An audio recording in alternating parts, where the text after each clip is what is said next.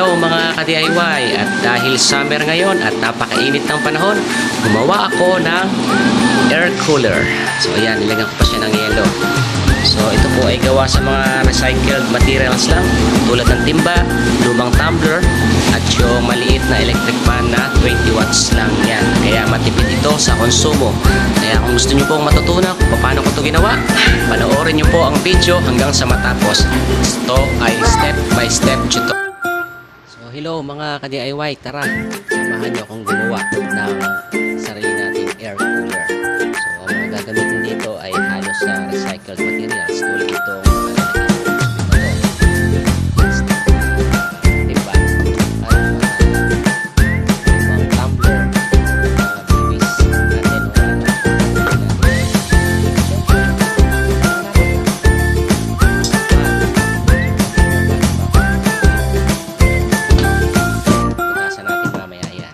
o fan na to ay 20 watts lang, kaya matipid sa kuryente, low consumption. Tara, umpisahan na natin. Butas ako tatlo dito sa harapan ng timba, plastic, para pumasok yung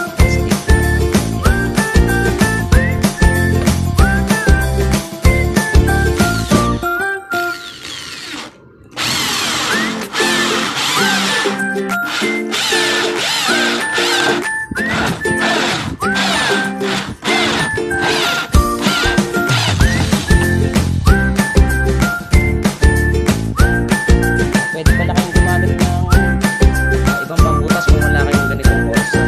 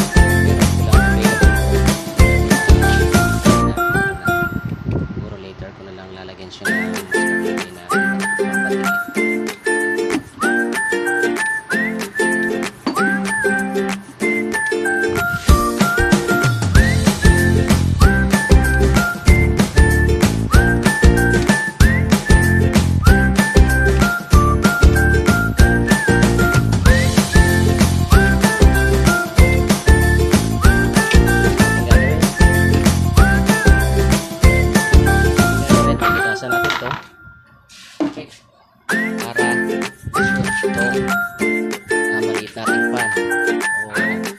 Nag-start na ako dito. Kuntingin ko na lang.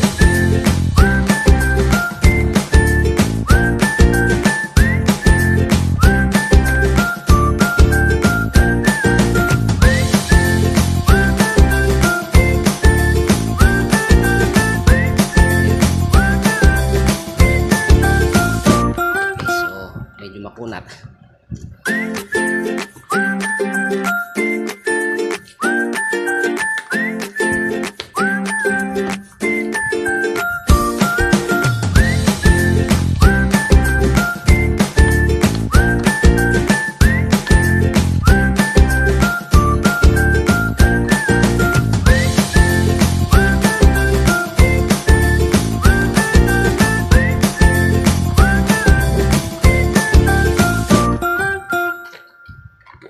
Yo.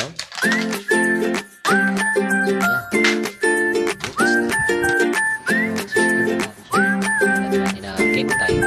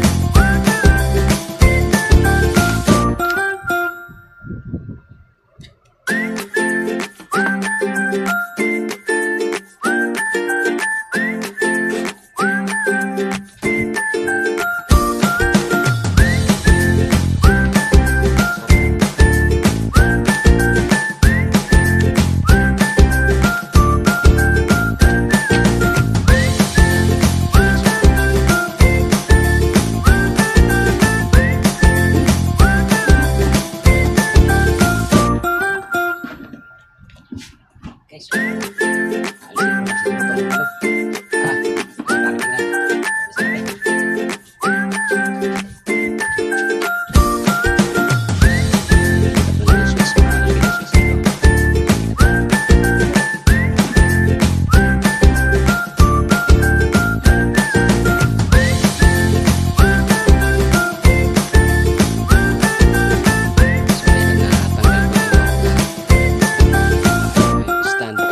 Ginawa ko, pinutol ko na lang at dinutong ulit itong mga wire. So, nasolder ko na siya. Tignan lang natin ang sling tube para sa insulation niya. So, ang gumamit ko na sa tape kasi yung tape matagalan.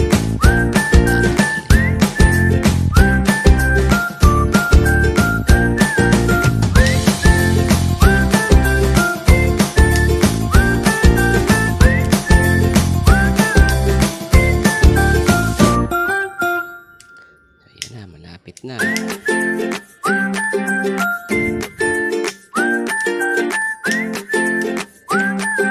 Yung switch, ilagay ko lang sa